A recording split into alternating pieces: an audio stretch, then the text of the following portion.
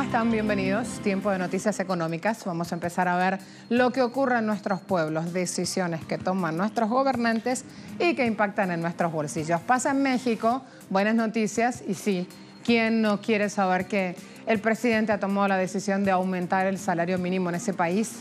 Ya vamos a ver a cuánto y qué repercusiones hay. Y cuando parece que no da para más el Mercosur, bueno, se da esta firma de un acuerdo de entendimiento. Mercosur, Comisión Euroasiática. Según Nin Novoa, va a servir para sumar comercio y también nuevos puestos de empleo.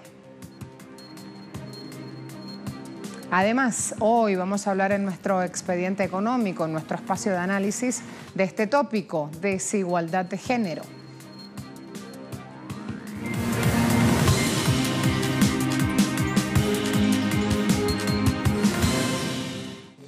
Es un aumento del 16% en el salario mínimo, nominal, en términos reales, de alrededor del 12%. Así, López Obrador en México anunciaba un incremento justamente al salario mínimo diario. Decía nominal, 16,21%. Con este porcentaje, el ingreso diario para un trabajador que percibe salario mínimo queda en 102,68 pesos, o sea, 5,06 dólares por jornada. El acuerdo fue alcanzado por la Comisión Nacional de los Salarios Mínimos, conformada por gobierno, empresas y sindicatos. El nuevo salario entrará en vigencia a partir de enero de 2019 y con esta decisión el gobierno abre una etapa a la política salarial.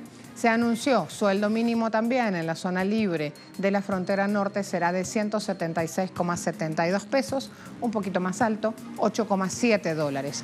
Voceros de la Secretaría de Trabajo y Previsión Social aseguran que esta subida permitirá pasar de un salario mínimo a un salario digno y saldar una deuda histórica con los trabajadores que hasta ahora eran los peor pagos. No solo moralmente es impostergable, sino que también es económicamente necesario. La desigualdad inhibe el crecimiento económico y dificulta el desarrollo social.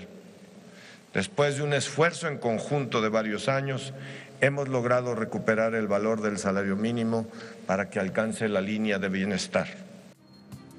Otro anuncio, Mercado Común del Sur y la Comisión Económica Euroasiática firmaron un memorándum de entendimiento para darle mayor impulso al comercio. Nin Novoa y Verónica Nikishna se reunieron durante el Consejo Mercosur que se hizo en la capital de Uruguay. Este acuerdo representa un acercamiento entre dos procesos de integración que juntos suman más del 6,5% del Producto Interno Bruto Mundial. La Unión Económica Euroasiática, compuesta por Rusia, Bielorrusia, Armenia y Kazajstán, y el Mercosur, formado por Argentina, Brasil, Paraguay y Uruguay. Se considera que estas economías tienen un alto índice de complementariedad.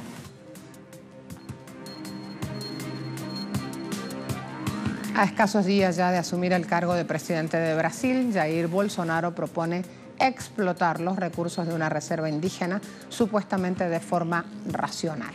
Indican sus palabras, las del mandatario electo, que la reserva Raposa Cerrado Sol, una de las mayores del país, podría ser explotada. El objetivo sería que las comunidades indígenas que habitan allí puedan recibir regalías y sean integradas de esta forma a la sociedad. Sin embargo, sabemos que finalmente las transnacionales sacan sus tajadas. Valor Económico, una de las publicaciones del país, ha dicho que el equipo de Bolsonaro prepara un decreto para revisar la situación de esta reserva, un territorio de 17.000 kilómetros cuadrados en Roraima. La reserva es objeto de disputas entre pueblos indígenas y hacendados desde 1970. El expresidente Lula da Silva ya había firmado en 2005 un decreto de homologación de Raposa Cerrado Sol, el cual contó con el respaldo del Tribunal Supremo y se ordenaba a decenas de arroceros abandonar esa zona donde conviven indígenas de diversas etnias.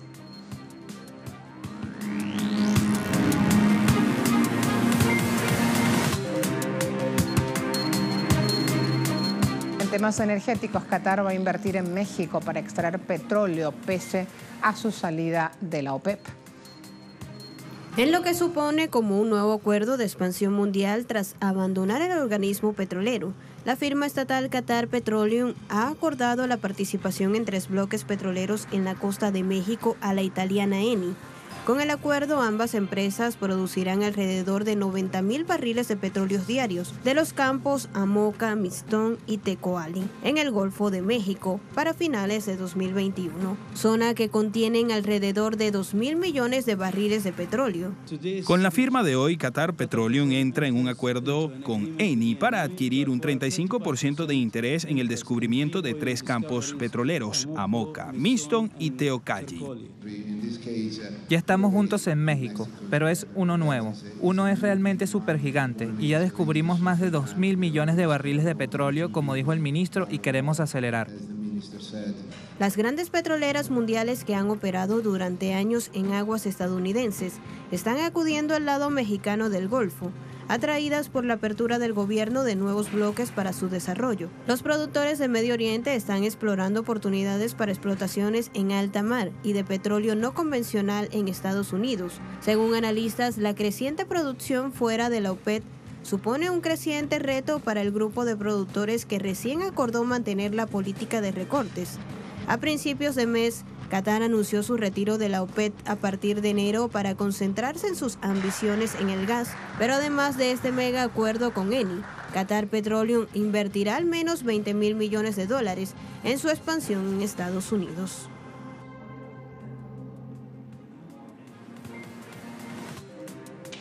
Vamos a ver hasta ahora también balancín, precios, Brent 57,95 dólares el barril, 57,95, WTI 48,74 dólares el barril y OPEP está anclado un poco más arriba, 58,24 dólares el barril. Allí entonces una buena panorámica de cómo se mueven esos precios. A la vuelta vamos a cambiar de tema porque vamos a ir a ver el presupuesto de Italia. ¿De qué se trata? ¿Cuál es el pulso que tiene con la Unión Europea justamente este país? Cuando se habla de dinero, ahí es donde se ven realmente cómo están las cosas. Al regreso lo ampliamos.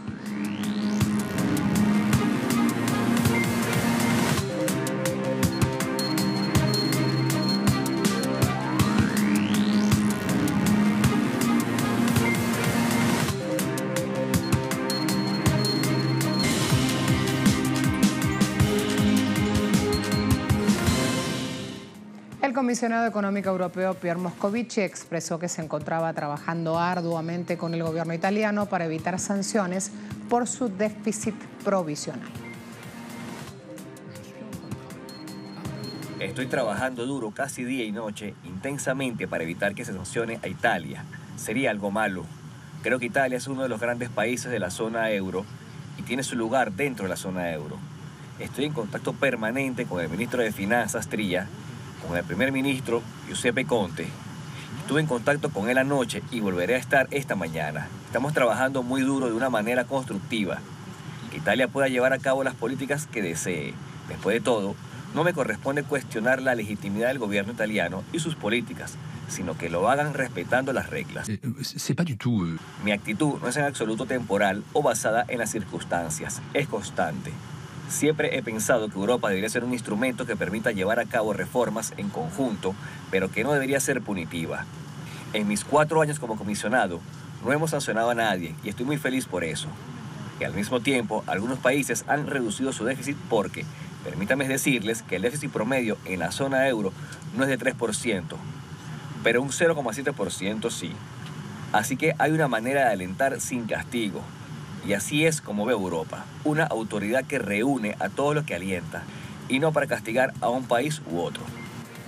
En una intervención realizada en la Cámara de los Comunes, el líder del Partido Laborista, Jeremy Corbyn, anunció el lunes que planteará una moción de censura contra Theresa May, primera ministra de Reino Unido. ¿Por qué? Por su rechazo a convocar de inmediato una votación sobre el acuerdo del Brexit. Este es un tema que está muy candente en la Unión Europea. Se niega May a realizar una nueva votación y la que se iba a hacer viene siendo dilatada en el Parlamento y finalmente todo lo que aparece es que hasta ahora no hay acuerdo. Esto es inaceptable de cualquier manera. Así que, señor orador, como la única manera en que puedo pensar para asegurar que se lleve a cabo una votación esta semana, estoy a punto de presentar una moción que dice lo siguiente: que esta Cámara no tiene confianza en el primer ministro, debido a su incapacidad para permitir que la Cámara de los Comunes tenga un voto significativo de inmediato sobre el acuerdo de retiro y el marco para las relaciones futuras entre el Reino Unido y la Unión Europea, y que se presentará de inmediato, señor presidente. Gracias.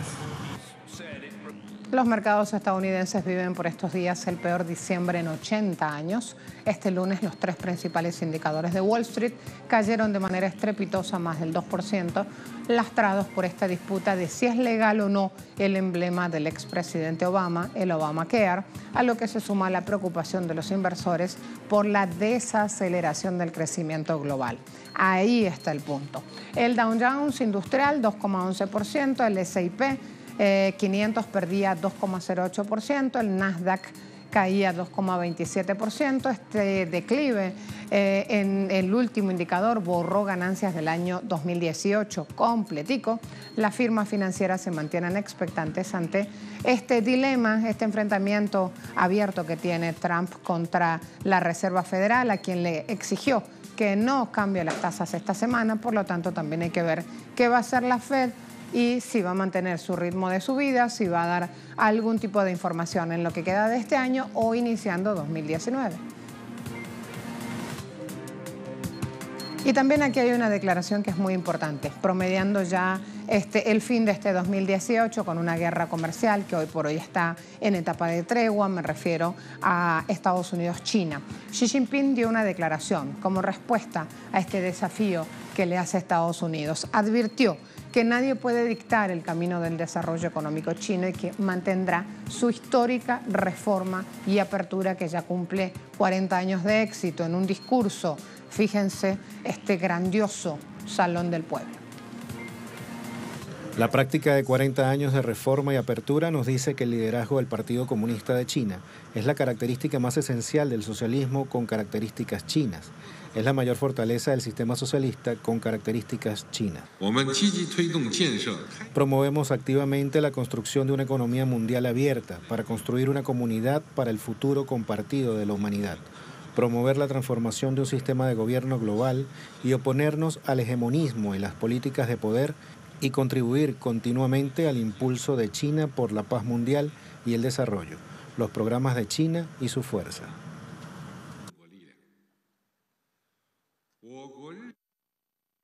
La ciudad china de Shenzhen se perfila como centro de la revolución tecnológica global. Ubicada al sureste del gigante asiático, Shenzhen es el símbolo de las reformas económicas lanzadas por China hace 40 años, al pasar de antiguas aldeas de pescadores a una verdadera metrópolis que aspira a ser nada menos que la capital mundial de la innovación. Para ello, la ciudad está en el centro de una nueva política dirigida a convertir a China en una potencia de alta tecnología y perder su reputación como una línea de ensamblaje para empresas extranjeras, o peor aún, un imitador como se pretende hacer ver desde Occidente.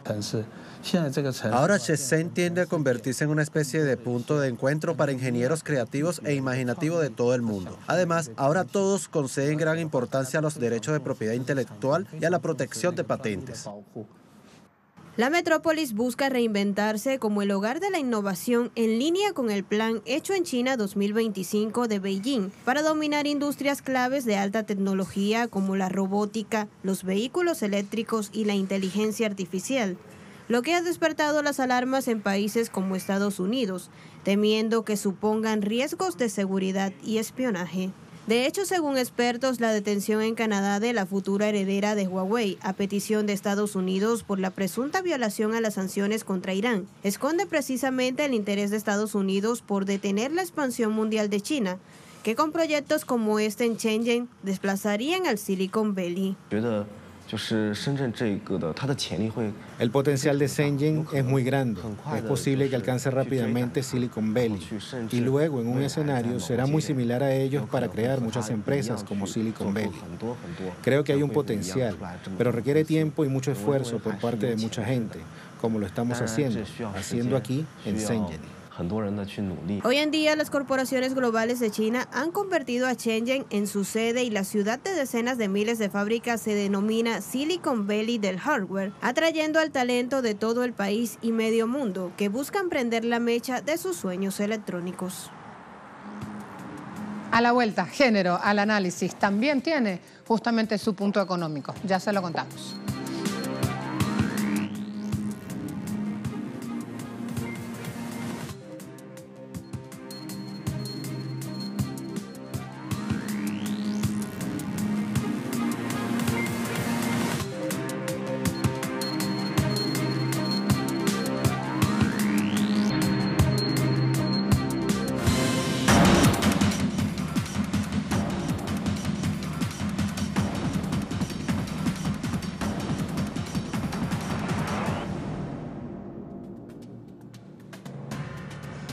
Durante mucho tiempo la economía ha sido considerada como una ciencia diseñada y ajustada para los hombres, género masculino. Pero a medida que pasan los años se van transformando las necesidades, las perspectivas, son muchos los cambios registrados sobre esta premisa y la sociedad asiste con mayor frecuencia ya, gracias a Dios, a las significativas mejoras en términos de participación de las mujeres. Sin embargo, hay camino por recorrer. La equidad de género también en el ámbito económico es un gran reto aún. Los datos así lo comprueban. El mundo en el que vivimos se caracteriza por sus marcadas desigualdades. Datos de Oxfam aseguran que ningún país está haciendo lo suficiente para reducir las brechas. En 2017, 8 de cada 10 dólares generados en el planeta fueron a parar en las manos del 1% más adinerado de la humanidad, cuya fortuna creció en 762.000 millones de dólares, mientras la mitad de la población más pobre no vio su riqueza crecer en lo más mínimo. Disparidades que incluso alcanzan temas de género. En 1997, en América Latina, el 15,8% de los hombres no tenía ingresos y las mujeres sin ingresos alcanzaban al 47% de la región. Para el año 2016, el porcentaje de hombres se redujo a 12,5% y el de mujeres a 29,7%. Si bien la brecha entre hombres y mujeres que no reciben ingresos se redujo de 31,2% a 17,2%, tanto la brecha como el porcentaje de mujeres que dependen de ingresos ajenos sigue siendo muy alto. Desde el CELAC, que es un espacio de pensamiento económico, aseguran que para comprender la persistencia de esta desigualdad de género en el actual sistema económico es necesario examinar esta relación patriarcado-capitalismo.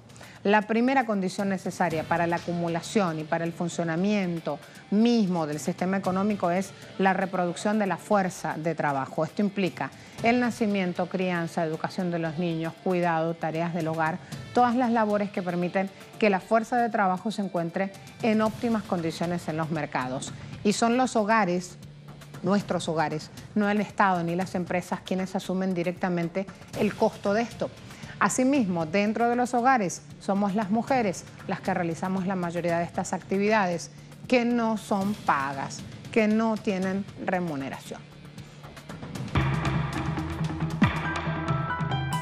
En México, por ejemplo, en 2014 las mujeres dedicaban 54 horas a la semana a labores no remuneradas, principalmente quehaceres domésticos y de cuidado, mientras que los hombres dedicaban cerca de 20 horas. En Costa Rica, en 2011, las mujeres dedicaban cerca de 52 horas semanales a las labores no remuneradas, en tanto que los hombres poco más de 21. En Perú, ellas dedicaban en 2010 cerca de 40 horas semanales a trabajos no remunerados, los hombres cerca de 16 horas, esto según datos de la CEPAL. Mientras ellos dedican más tiempo a los trabajos pagos, ellas son quienes realizan las tareas no remuneradas del hogar, que van desde limpiar o cocinar a cuidar niños y adultos mayores o personas discapacitadas. Tan solo en Argentina, según el INDEC, 9 de cada 10 mujeres hacen tareas domésticas, mientras que solo 6 de cada 10 hombres las realizan. En la Unión Europea, 25% de las mujeres alega que las responsabilidades de cuidados y otras tareas de índole familiar y personal son la razón de su ausencia en la fuerza de trabajo, en comparación con 3% de los hombres. Así como entre hombres y mujeres no hay igualdad, entre las mismas mujeres tampoco. Las rurales, por ejemplo, dedican en promedio más tiempo que las urbanas a los trabajos domésticos. Datos de la Organización de Naciones Unidas afirman que en el mundo los salarios de las mujeres son en promedio 24% inferiores a los de los hombres, y esto no necesariamente se debe a menores niveles de esfuerzo, dedicación o formación. En América Latina, las mujeres en el área urbana que trabajan a tiempo completo ganan en promedio apenas el 84% respecto a lo que ganan los hombres. En España, las mujeres a partir de los 30 años cobran un 10% menos que los hombres. Pasados los 40, la diferencia sube al 15%. Según el Informe Mundial de Salarios 2018 de la Organización Internacional del Trabajo, el ingreso mensual de una mujer peruana es 21,2% menor que el sueldo de un hombre. Una brecha que también se hace presente si lo trasladamos al tema de la maternidad. Una mujer peruana con hijos recibe un salario con 12,9% menor que otra que no es madre, mientras que el hombre peruano con hijos recibe un sueldo 5,9% más alto que aquellos que no tienen niños. Así las cosas, la economía de los países sale perjudicada cuando una parte importante de la población no puede competir en igualdad de condiciones ni desarrollar todo su potencial. Datos indican que es necesario hacer cambios profundos en la organización socioeconómica, en la división del trabajo, en la división de los espacios económicos, para desmontar el monopolio masculino del dinero y de los bienes económicos. Falta decirles, en eso andamos las mujeres que trabajamos, en eso andamos quienes a través de las leyes, con jurisprudencia y en el hacer, en el día a día, vamos pidiendo y exigiendo por lo nuestro. A todos muchas gracias. Hasta luego. Gracias por acompañarnos.